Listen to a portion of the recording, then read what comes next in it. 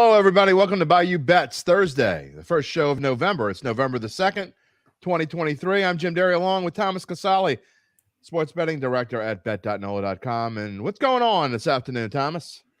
Not too much, Jim. This is one of these weekends that I just like to sit back and do nothing. We got a big college football slate. We got a big NFL slate.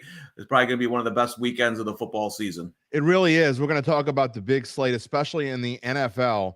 I think it's the best weekend of NFL football, and there's some buys, and it's still the best weekend of NFL football that we've seen this year for sure, I think, and maybe in some time.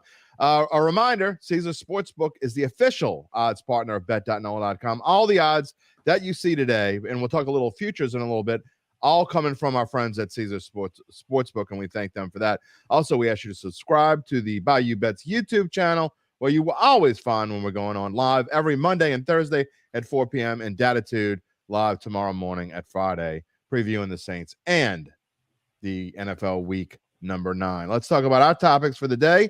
Saints are back in the Dome against the Chicago Bears, and they are the biggest favorites in the NFL this week. That is hard to believe. We'll get into that. We're going to talk LSU and Bama and Jayden Daniels moving near the top of the Heisman race. What all the different implications this game can have. I think Thomas and I both think that this is the best college game of the week, the most important game of the week. It is in prime time on CBS this weekend. We already told you about the must-see NFL slate. We'll tell you, I think Thomas and I are both going to give you our midseason 3 futures that we love right now, 1 to stay away from, that Mabel might like, but we tell you, you should stay away from. We'll see what it's like. And then big bucks, and the giblet of the week will tell you who that might be coming up in a little bit. But first, let's talk about the Saints, Thomas. And, I went back and I had to research this one. The Saints are 8.5-point favorites. It is the largest spread positively for the Saints in the Dennis Allen era, which actually kind of says a whole lot, because when Sean Payton was the coach, we were kind of used to 8.5-point spreads. Not any longer. Doesn't happen a whole bunch, and it hasn't happened since 2020 when the Saints played the Broncos without a quarterback. Yeah, it's interesting. Sunday nights, I prepare for my Survivors Pool article that I do every week, and I see the opening lines, and the 2 biggest favorites are the New Orleans Saints and the Cleveland Browns. That's the world we're living in this week, Jim. And the reason is because the bigger teams like San Fran either have a bye or they're playing each other. So it's kind of one of those weird weeks if you're in Survivor or betting. It's interesting. Like, I think the Saints are going to win this game pretty easily. But we were talking in the production meeting, and I know you said, like, I don't want to lay 8.5 with the Saints. That's where I'm at. You know what I mean? Like, do I think they're going to cover? Probably. But do I want to put money on 8.5 with the Saints 4-4? No. You just look at the raw numbers, and the raw numbers tell you the Saints should roll in this game. They're 12th overall in offense. That number obviously has been ticking up. The defense, it's kind of a misleading 5th in the NFL. They were really, really good for a while. They haven't been great the past couple of weeks, so that makes me a little bit nervous. But, overall, everything's been improving on the up for the Saints, especially the last 6 quarters.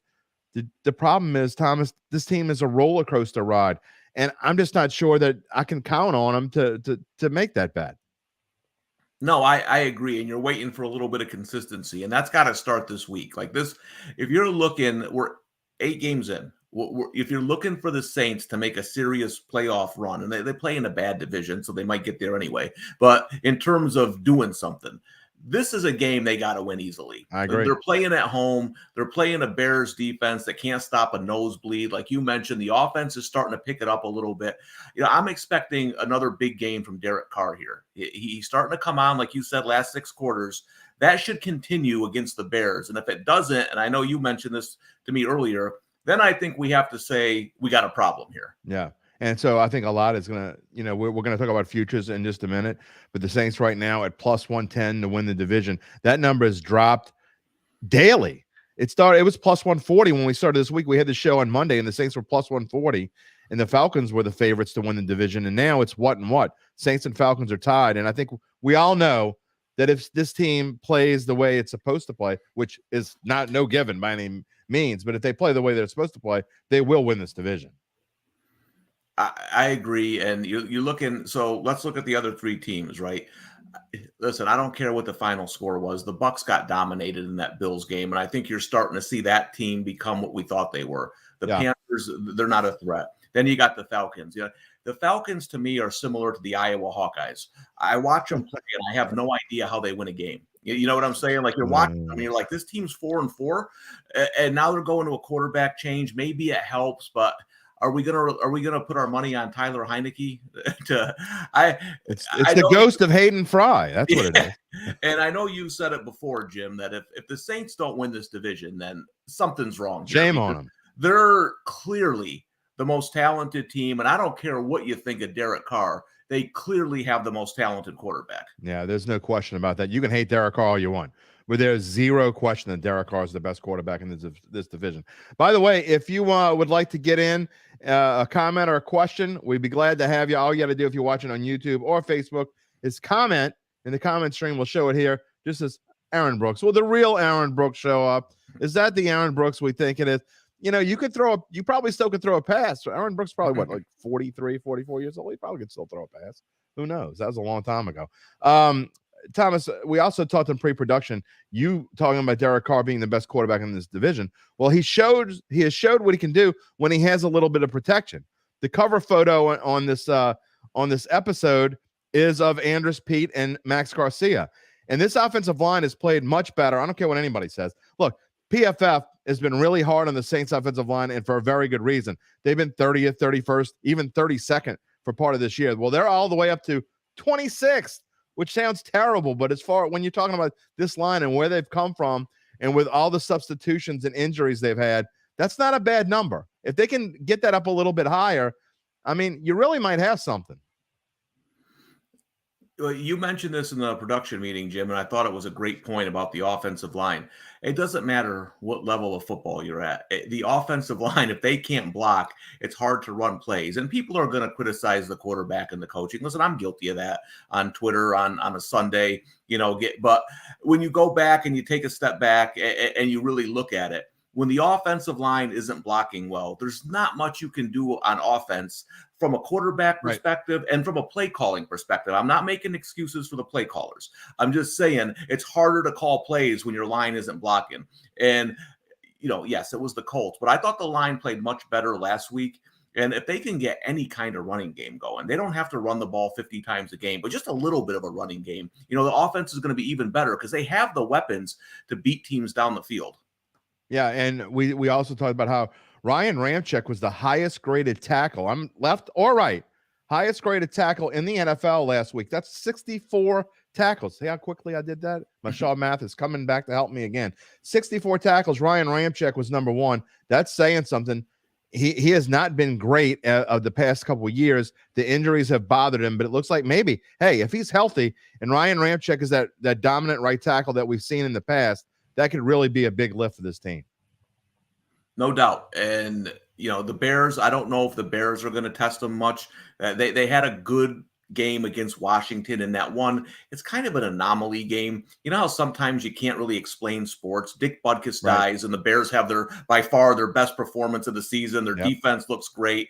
That's not the real Bears, though. I think the Saints line will have their way with them again this week.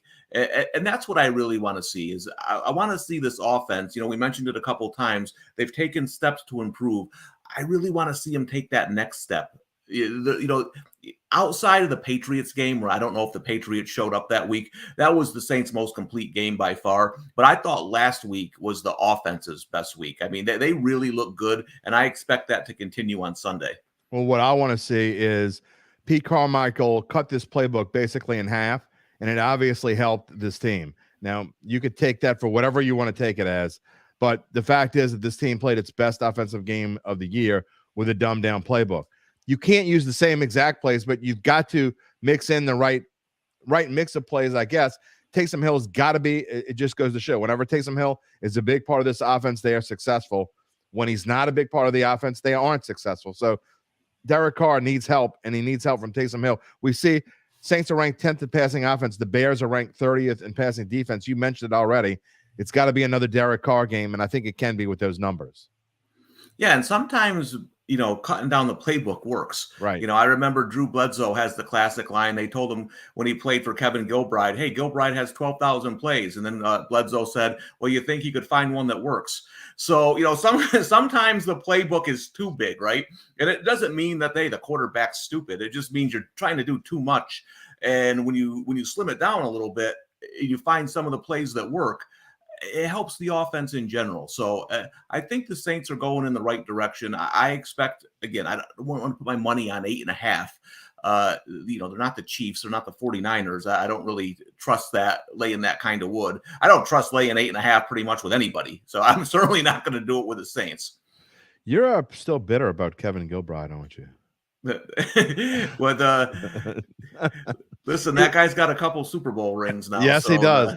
Barry Switzer's got a Super Bowl ring though too. So yeah, he was living off of Jimmy Johnson's coattails. So sometimes you luck your way into a Super Bowl. There's no doubt about it. Look, we're going to come back and the Saints may be part of our big bucks bets later on. So we're not done talking about the Saints, and also we're going to show the slide again because before we go off the air, we will give you a very brief preview of Thursday Night Football. I don't think any of us think that this is going to be a great game.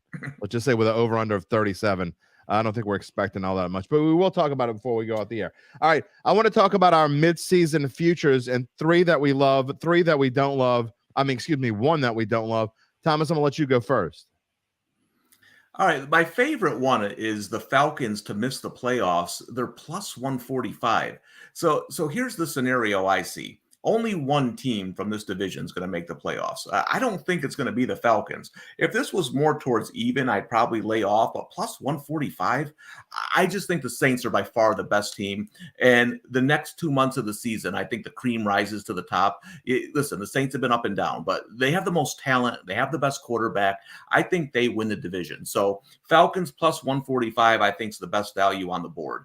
I took the Bengals plus 280 to win the NFC North. Listen, I'm probably being pig-headed, but I still don't love this Ravens team. And you got all these teams bunched together here. The Bengals are starting to play well. I think they beat the Bills on Sunday. They're going to be in position. This is more just a value play. I think it's about 50-50 for the Ravens and Bengals to win the division. So plus 280, I'll take a shot there.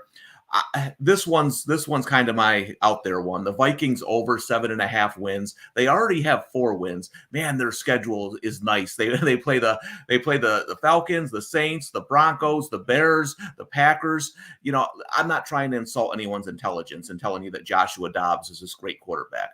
But with the weapons they have, he's a guy that can just put the ball where it needs to be and let them work. I kind of like the way this Vikings team has played recently. Listen, they lost Kirk Cousins, but I took over 7.5 at plus money at plus 110. And then my one to avoid was one I actually looked at betting. The Bills are plus 1,700 to win the Super Bowl, 17-1. I looked at this and I said, there's some value here. But I looked at the Bills and I'm worried about them. They lost those defensive starters. They should have beat the Bucs easily. They can't run the football. They just signed Fournette. And I think the Bills' offense is basically throw it to Diggs or Josh Allen, run around and make a play. And I just don't know if that's good enough to win the Super Bowl in the AFC. So even though it looks like value on paper, I would avoid the Bills at 17-1 to win the Super Bowl. We didn't talk about this in pre-production, but I'd like to get your comment on mine, and I'll give you a small comment, my take on yours. And you're going to see that we're in line on a couple of these things. I really like all 3 of your 3 to love. The Bengals, I got them a few weeks ago at plus 650 to win the AFC North. So the only reason why I'd stay away from it there is because I think that the value is not there like it was a couple of weeks ago. I also want to see what they do this week.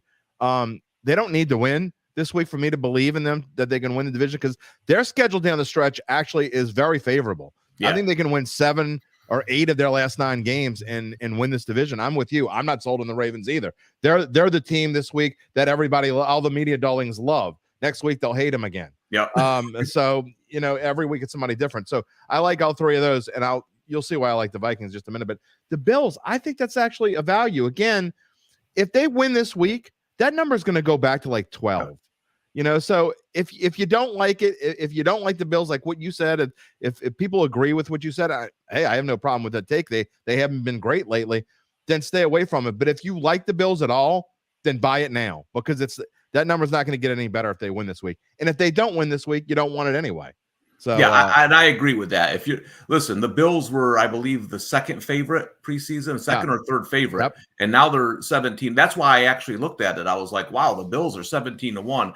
I just don't particularly like the team, and the problem I have with the Bills too is they play that crossover with the NFC East. They got a lot of tough games left on the schedule. We'll see, but I agree. If you do like the Bills, this is the number to get them at. All right, let's move on. I'll give you mine. And interestingly enough, the Vikings are in there with mine, and the Saints kind of correlate to your Falcons pick. I'm going to start with the Vikings. We always look for value here. This doesn't necessarily mean that I think the Vikings are going to win the NFC North. I don't. I think the Lions are going to win the NFC North. However, if you're going to give me 11-1 and tell me that the Vikings are just going to fall apart, I think they're clearly the second best team in this division, and that's with Kirk Cousins gone. I agree with Thomas that they have enough offensive weapons that if Josh Dobbs can come in and just be steady, just be a steady quarterback, a steady influence, I think the Vikings at 11-1, they still play the Lions twice. 2 out of the last 3 weeks of the season, the Vikings are playing the Lions. And if they can hang tight and stay within a game or two until then, they can take this division over. Again, at 11-1, I think it's a value.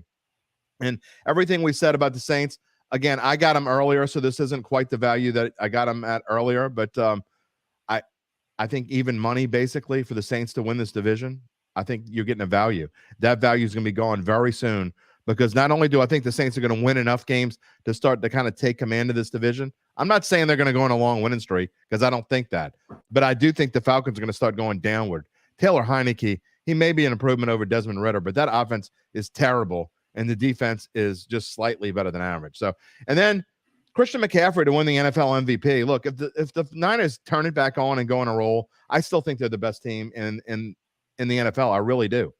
18-1 to win the NFL MVP. I think that's a great number. Again, do I think he's going to win it? I'm not sure. It's usually a quarterback, but if you're going to pick a non-quarterback, it's going to be McCaffrey, I would think. And then lastly, the one that I'm avoiding, I'm not buying into the Dolphins. If they beat the Chiefs this week and prove me wrong, great, but they can't beat a really good team. They haven't been able to. Tua to win the NFL MVP at plus 330, that is a joke. Mahomes is the same exact number. So if you want to take a plus 330, I'd much rather take Patrick Mahomes than Tua. Yeah, and I like your look on the MVP here. The thing that scares me with Tua, especially being this big of a favorite, is they played 2 real football teams and got beat pretty easily, right? And so unless they're going to play Carolina or Denver every week, I think this number is just way off base. I like your McCaffrey to. I agree. Listen, the Niners have hit a bump in the road. Okay, they had some injuries. They always have injuries. I don't know why, but get these guys back coming off a bye. I think you're going to see the old Niners. McCaffrey has a chance to break some records here too, with touchdowns. Right. And I personally take Mahomes aside. Mahomes is LeBron. You can give it to him every year, right? Mahomes is MVP, fine. But other than Mahomes, no quarterback to me is really running away with it. And like you said, I think Tua's going to come back to the pack. Allen hasn't run away with it. So I think there's a scenario where a guy like McCaffrey can sneak in there. I really like that 18-1 for McCaffrey. And you and I are always, professional bettors are always looking for value. Yeah. It doesn't necessarily mean you think that's going to happen. But if you find serious value, which I think this is, I think there'd still be value for McCaffrey where even 13 or 14-1. Because like you said, no quarterback is playing lights out. McCaffrey scores 20 touchdowns, which is an absolute possibility. I think he's got an excellent chance to win the thing. Yeah, and like you said, there's no value with Tua. If you're going to take someone at plus 330, take Mahomes. 100%. And so, yeah, I would definitely fade that one. And I think the Vikings one's interesting because if they can get a couple wins here against some of these teams they're playing, like Las Vegas and these teams that are kind of in disarray, they'll be interesting because, like you said, end of the season, they get 2 against the Lions. And I don't know if they'll win the division, but I think those games at the end of the year against the Lions are going to mean something. By then, Thomas, the Lions may start to realize, hey, we're the Lions. it really could happen. So just be aware of that. And the other thing that when you take a number like this, Jim, is like we know the Vikings don't have Kirk Cousins, right? I'm with you. They're clearly the second best team in this division. What if Jared Goff gets hurt? You know what I mean? Now you're Absolutely. sitting there with the second best team. I mean, watch if that ever happens. Watch, and the Vikings win a couple games, they're going to be back down to 4-1 to win that division. So I think that's a pretty good number. Not only that, I mean, we've seen already one game this season where David Montgomery and Jahmyr Gibbs both had to miss the game, and the impact that it had on that team, they weren't nearly as good without those two guys, obviously. But I mean, even with Montgomery gone, the offense is not the same. They did not play very well this past Monday night, even in a victory against the Raiders. They should have won that game by a lot more than they did. Yeah, they should have won that game by 30. All right, let's move on. We're going to talk LSU because we got to get the big bucks. LSU and Jayden Daniels, obviously, with the biggest game of the year. Honestly, this might be the biggest game of Jayden Daniels' collegiate career because he has a legitimate chance to win this Heisman Trophy, Thomas. And I think if he has another game where he's putting up 350 passing yards and LSU finds a way to win, we'll talk about what we think about the game in a minute. But, I mean, he literally goes from third to first, in my opinion, if LSU wins this game. Yes, if he has a big game and LSU wins, I think he opens as the favorite next week. Now, the McCarthy has a couple of big games coming up, right? The Penix plays USC this week, but I mean, playing USC's defense is like playing air. So I don't think he has I don't think he's going to move much, even with a big game against USC. Daniels is the guy who can put himself in position to win this award. Now, they still have Florida. They still have A&M. They'd have to play, Georgia. They have tough games on the schedule. So that's why I think it's interesting if he takes the lead, because there's still some high-profile games he has left where if he plays well, he's got a really good chance to win the Heisman. There's no doubt about that. And you look, LSU's number one in total offense in the SEC, number one in passing offense. Remember when we were complaining about LSU's rushing offense, how they weren't able to run the ball? Well, that's changed. Logan Diggs has been fantastic, and they are number two in the SEC now. And that's why LSU has been successful. And again, it's kind of a carbon copy of last year. LSU wants that to happen again because they're able to beat Alabama. I think they went out. They're going to go to the SEC title game, in my opinion, if they can win this game. The winner of this game clearly is on the road to the SEC title game. Ole Miss just has too many bumps ahead of them to get there, I think. No, I agree. And this is going to be a fantastic game. I think there's going to be points scored. Here's the thing about Alabama. I always think their defense is a little bit overrated. Because if you have receivers and a quarterback who can get the ball down the field, we've seen Texas do it 2 years in a row, you can beat this Alabama defense. They played well against Ole Miss, but Ole Miss doesn't throw the ball as well as LSU does. They run it a lot, and that's Alabama's strength, right? If you're going to just run the football, they're going to eat you up. But these teams that have balance can really hurt Alabama. I think both teams are going to score. LSU has the better quarterback. In high-scoring games, I always like to side with the better quarterback. It didn't work against Ole Miss. But if they can just get off the field on some third downs, I think LSU is in great shape in this game. I agree. And look, Gabe and I talked about this earlier in the week. I think the way LSU is going to attack this thing is they're going to play Perkins as a spy on Milroe. Kelly's already basically said he's going to do that. And they're going to play cover two. And, if you throw it, if you just throw it deep and you're successful, it is what it is. Look who's chiming in today. Don't you have something better to do? Missouri plus 15 is his big bucks. Well, maybe we should make him the Zach Ewing, the turkey of the week. If you want to go buy yourself a turkey hat, we'll actually put you on the air because I don't know. I'm not going to give Missouri too much grief. That is an interesting game, by the way. Yeah, Missouri, I like Georgia. the play. I think. Well, he's a Mizzou grad, so he's a little biased. I think that line should be closer to 11 or 12. So I think you're getting some value with the Tigers. One thing Uncle Big Nick said this morning is, and I agree with him, is that Georgia's defense is not the Georgia defense that we've been used to seeing. Right. So that is an interesting contest. I'm interested to see if Missouri's really the team that we think they are. I don't think so. Zach's getting a little fired up. He's plus 500. I'm not betting that money line. Georgia's going to win there. It's not going to happen. But look, LSU's offense against Bama's defense, but vice versa. That's where you're worried about if you're an LSU fan. The defensive backfield is how many deep passes is Milroe going to hit? That's the question.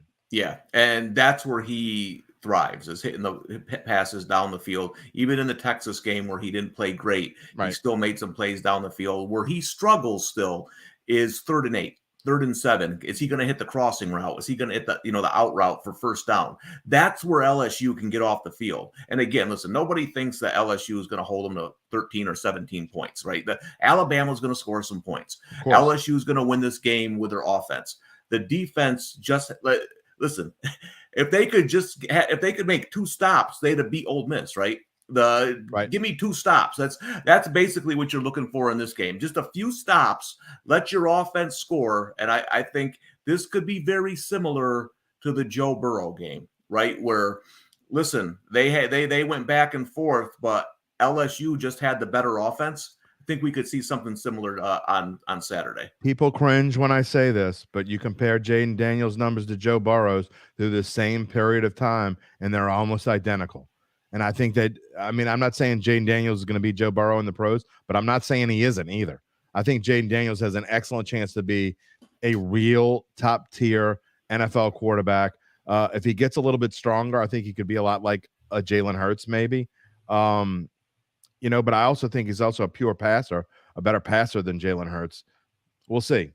He's the most improved passer I think I've ever seen in college football. When he was at Arizona State, I would bet against them regularly. All you had to do was basically spy him. Yeah. And his accuracy was all. I just can't believe the difference in his accuracy from a couple of years ago to now. His improvement is just off the charts. Yeah, that's a lot of that's coaching, and it doesn't just happen by accident at LSU. It happens for a reason. All right, real quickly, a pick. I think the first one to 33 wins this game. The over/under tells us that. I think it's LSU. I said it in August that I thought LSU was the better team. I think in November LSU is the better team. I think it's close. I think it's nail-biting time for both LSU and Alabama fans throughout, but I think LSU finds a way to win in the end because of Jayden Daniels. Agreed. And this is a game where I would probably like whoever was catching points. And I'll say this, if you like LSU, hold. I think we both agree on this, Jim, that Saturday when the public Alabama money starts to come in, because the sharps are all over LSU, that we know. Yep. I think that goes to 3.5, and that half a point in this game could be huge. I 100%. think it's close in the fourth quarter. Daniels is the difference. LSU with the upset. We've already seen LSU, this line go to LSU +3 at -105. That already tells you it's moving back the other way. So 100% I agree. I'd be surprised if this line doesn't get back to 3.5. And we have seen the floor. It's not going any lower than it is now. If you like Alabama, then give the 3, because you're not going to get another chance to get the 3. Very briefly, let's talk about Tulane, because we got to get to big bucks. We're running a little bit long today, but that's okay. We had a lot to do. Got a lot going on in this show. One of my slides didn't show up. I'm going to have to go get it. But talk about Tulane real quickly. They have not played very well, even though their record says they have. 7-1, 4-0 in AAC play, Thomas. They're getting a team, though, this week that's terrible. If they're going to cover, I think the spread is actually deflated a little bit because Tulane has allowed teams like Rice and North Texas to get back in games. But ECU's not as good as either one of those teams. I think ECU's by far the worst team of this stretch, and I think Tulane could roll in this game. They're not going to let them come back. I think they're going to put their foot on ECU's throat and roll. Yep, no doubt about it. Listen, Rice is an actual football team, especially at home. They've given some teams some trouble. Like you said, ECU's terrible. Tulsa's terrible. They got them next. I feel pretty comfortable that they're going to go into the final week against UTSA with 1 loss. That game is going to probably be for the big show because Air Force still has UNLV. They have Boise State. I think Air Force loses another game. So I think Tulane's sitting in great shape. And I think they win this game by 30+. They're going to blow ECU out of it. I've made some money against ECU this year. They're terrible. Yeah, and if I didn't have some games that I really liked in the NFL, I actually might have put this game on my card for big bucks this week. But I did not, because I've been staying in my lane with the NFL, and there's a reason why, because there are a ton of games and really a lot of games that I like this week. Before we get to our big bucks pick, we got to talk about the big slate, monster slate of games in the NFL in week number 9. All right, you're biased. You like you want to see the Cowboys-Eagles game more than anyone, but you could wake up at 8:30 in the morning Central Time, Thomas, and not leave your television until like 10:30 at night, because you got Dolphins, Chiefs. You got Bears and Saints coming up after that. Then you got Cowboys, Eagles. Then you got Bills, Bengals. What else could you possibly want? Yeah, this is a great Sunday. And, I actually had Washington last week against Philly because it was a sandwich game. I think Philly's going to win at home. I think it's going to be a competitive game. I think the Cowboys will get them in the rematch. But this game, I think the Eagles win. The Chiefs, I'm with you. I think they have a better defense. You got two good offenses, but I think Miami still struggles with pass rush. And I think the Chiefs get the pass rush. And I like the Bengals a lot in this game. I think there's second year in a row. They start off a little slow. They had a bye week. They come back. Burrow looks a little bit healthier. The Bills, when you lose two defensive players of that caliber, it's hard to replace. And I don't think they've replaced them. And I still worry about the offense. So give me the Bengals minus the 2. I'm going to save my thoughts on the two outside games because they're both in my big bucks selections. The one in the middle is not Cowboys Eagles. I wanted to. I'm just kind of going back and forth. Look, I still think the Cowboys and the Niners are the two best teams in the NFC. Even though the Cowboys got destroyed by San Francisco, I think that was an anomaly. I think they played it again. Think if they played that game 10 times, I think the Cowboys would win 4 or 5, and I think that all of them except 1 or 2 would be super close. I just think that was a weird game, kind of snowballed, got away from Dak, and Dak has those kinds of games. We see him. Cowboys are definitely a better team at home, but they have played the Eagles well over the course of the past few years. They have played Jalen Hurts well. They beat Gardner Minshew last year, but they played Jalen Hurts well previously.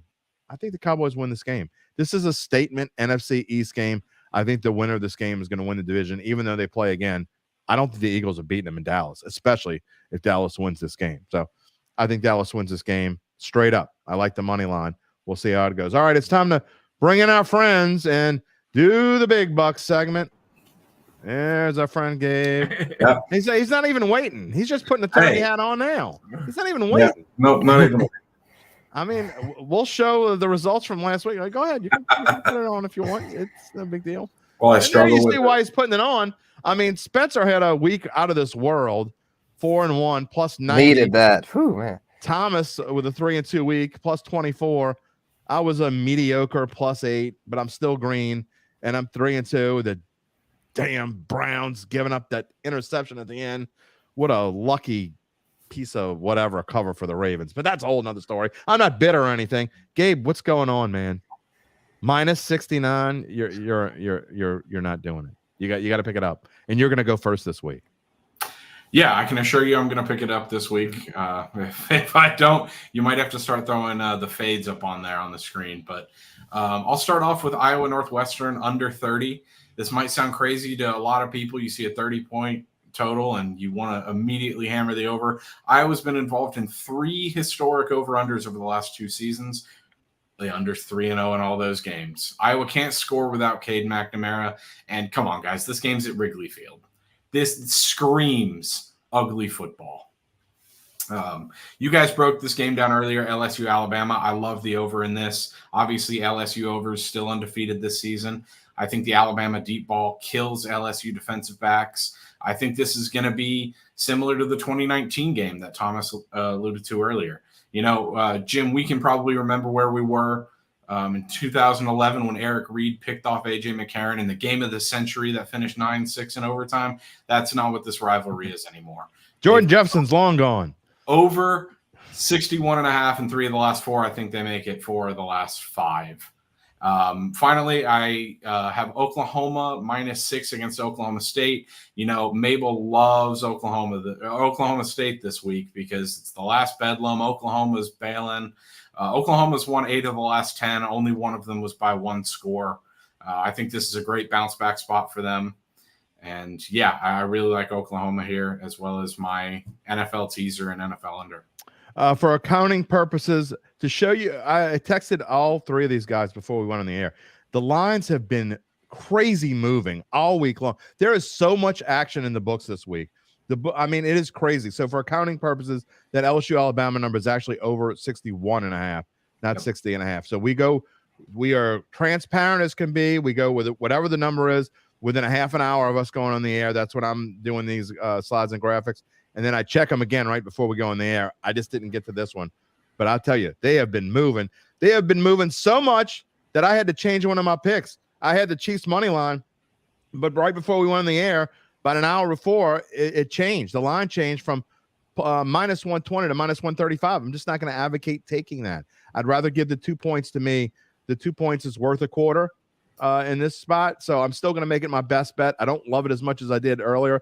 I certainly, it was 1.5 before, but this line is steadily moving back towards the Chiefs. The money's coming back on the Chiefs after starting on Miami early in the week. Look, the Dolphins, the number's real. Dolphins can't beat a good team. And until they show me that they can, I'm just not going to believe in them. Patrick Mahomes was sick last week. Had he been well and had the Chiefs played well last week and beaten the Broncos by the 10 points they probably should have beaten them by, this line would be 3.5. So I think you're getting a bargain still at -2. I think the Chiefs win this by at least 4 or 5 points. My money line pick goes against what Thomas was saying. But look, I think the Bills are still a bargain. We talked about this in our futures thing. I think the winner of this game kind of starts making a move. Yeah, the Bengals were great last week. Joe Burrow was back. But let's see what they can do. For some reason, Josh Allen seems to play better against better teams. We'll see if that happens here. I like the money line at plus 105. And then you see my teaser on the screen. That one jumped. Minnesota was plus 11.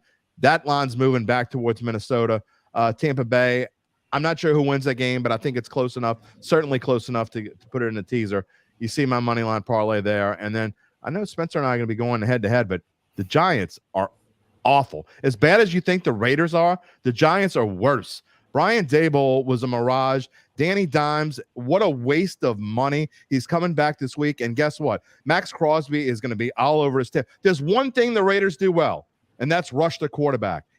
The Giants have no offense, and Saquon Barkley's going to be locked up. That's going to be one ugly, boring game, maybe even more boring than tonight's game that we'll get to in just a minute. So those are my 5 picks. We'll see how we do. Thomas, you're up. Yeah, so Kansas beat Oklahoma last week, and I said to myself, man, if they play Iowa State, next week, I'm going to unload on the Cyclones. And sure as heck, they play at Iowa State, gloomy, dreary Ames, Iowa. Full disclosure, I got this at pick on the opener. I like it up to 3. Anything more, I'd stay away. This is a big, big shark play this week. I don't think it goes over 3, but 3 or under. I think the Cyclones is not an upset now, but I think they beat Kansas.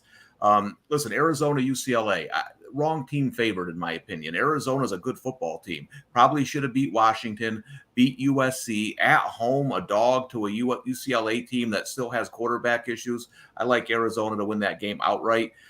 Listen, I bet the academies, if you're going to give me 18.5 in an academy game, I got to take it. I know Army stinks. And Army can't stop the run, but the run and the option are 2 different things. Navy can't stop the run either, and they held Air Force to 17 points. These games are typically low scoring. It's hard to cover 18.5 in low scoring games. So I'm going to take a shot with Army. Texas, I'm going against the Sharps on this one. Everyone's on Kansas State this week. I think the numbers drop far enough where there's some value on the horns. If this game was in Manhattan, Kansas, yeah, then I would like Kansas State. In Texas, I think too much offense from the Longhorns.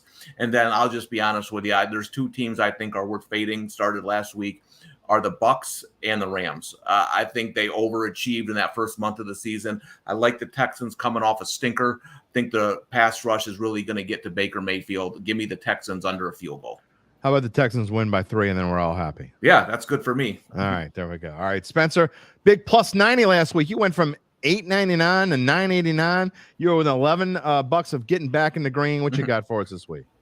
Right, yeah, ready to keep it going this week. Keep this momentum going. Needed it, and yeah, let's keep it going. Got the Bucks Texans over 40. I feel like that total is a little too low considering that the Bucks are okay on offense, not great, and then the Texans will have C.J. Stroud. I think he's going to bounce back this week. So I think that could be a low-key shootout. So give me the over. On my teaser, I got the Saints minus 2.5. Like I said earlier, not really feeling the Saints with the 8.5, but I think they'll win by at least a field goal. And then the Bills with the points. I like your point about the Bills, Jim. I hear your point too, Thomas, about with their defense being banged up. But if you're giving me 8, I'll take them in the teaser. So like that. And then got the over. No, not the over. The money line. Giants over Raiders. Got Daniel Jones doing enough to get him to win. Yeah, it's going to be ugly, but I'll take Daniel Jones slightly over Aiden O'Connell, plus the fact that the Raiders just blew up their entire front office and coaching staff. So Daboll, it's not pretty, but I think they'll find a way. And then with Gabe on Oklahoma, I think they'll cover that. Oklahoma State. I know they've been better lately, but they lost to freaking South Alabama earlier in this season, and Oklahoma going to be laser focused after getting upset by Kansas. So give me the Sooners, and then got a parlay for tonight, y'all. Steelers -3. Think Will Levis turns back into a pumpkin that we all know who he is, and then the under 37. Think that's going to be ugly. So snooze fest. It's gonna be a snooze fest. All right.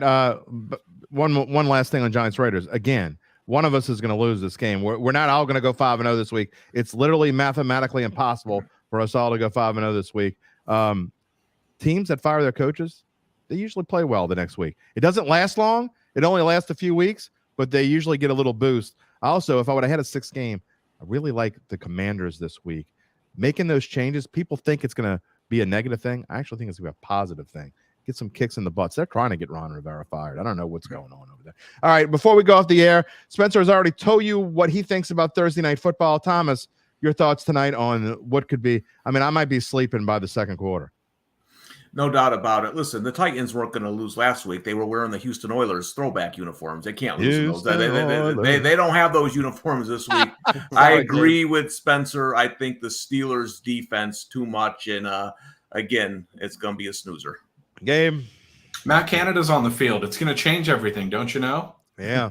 Change what? Najee's going to run for 150 yards? The only thing is they might be, emphasis on the might be better than the Titans offensively. I agree with Thomas. I like that defense too much to bet against them at home. I will say this. If I had to bet, I would bet on Pittsburgh, but I don't want to bet on Mitch Trubisky. I mean, I don't care if it's Kenny or Mitch or whoever it is. Look, Mike Tomlin off of a loss, we all know he's very good. So again, if you're forcing me to bet, I'm taking Pittsburgh, but I'm certainly not going to advocate it on this show to bet Pittsburgh. I don't want any part of this game. I'll turn it on in the background, and I don't know, maybe I'll clean my garage or something. We'll figure out something to do, and it's got to be something better to do. All right, before we go off the air, final thoughts. I'm going to start with Spencer the Guru. All right, yeah, I want to give the Pels a little pub. You know, got the 3-1 start, defeated the Thunder last night. Huge comeback win. They were down by 20 plus at one point. So nice to see him make that comeback. But Zion's out tonight, y'all. Back to back. Brandon Ingram might be rest, and then Brandon Ingram. Yeah, so I was trying to be optimistic about him after seeing that. I'm just like, it's going to be the same song and dance with this team. Hopefully they can just do enough to get a top 6 seed, because you don't want to get in the play-in, because then who knows, then they'll might be having to rest for that. That's just I'm sick of it. It's November 2nd. We're already talking about play-in. You know, Lionel Richie has a song called All Night Long. It's going to be all year long with the Pelicans. We're going to be doing this. Gabe Henderson, what you got? Come on, giblets. Give me something good. LSU 42, Alabama 37. Give me the Tigers on the road. Straight up score. Picking a score. I like it. Thomas Casale. Yeah, make sure you go to bet.nola.com. We have a ton of stuff covering LSU, Alabama, from predictions, player props, line movements. When Spencer and Jim are on Tuesday, Jayden Daniels will be the favorite to win the Heisman Trophy. There's no doubt about it. We have been doing a lot, not just this week, all football season.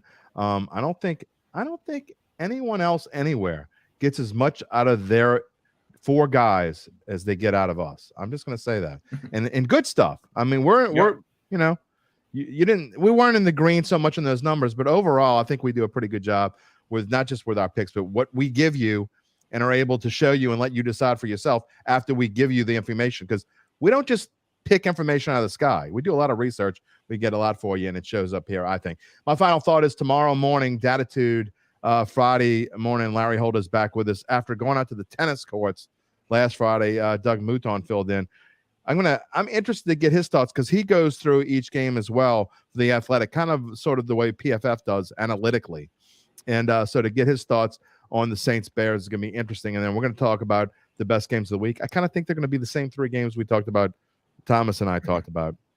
But I'd like to get his take as well. That's all coming up tomorrow morning at 10 a.m. on all these same NOLA.com and bet.nola.com stations. We appreciate it. We ask you once again to subscribe to the Bayou Bets YouTube channel. And a reminder that our friends at Caesar Sportsbook are the official odds partner of bet.nola.com. We'll see you tomorrow on Datitude.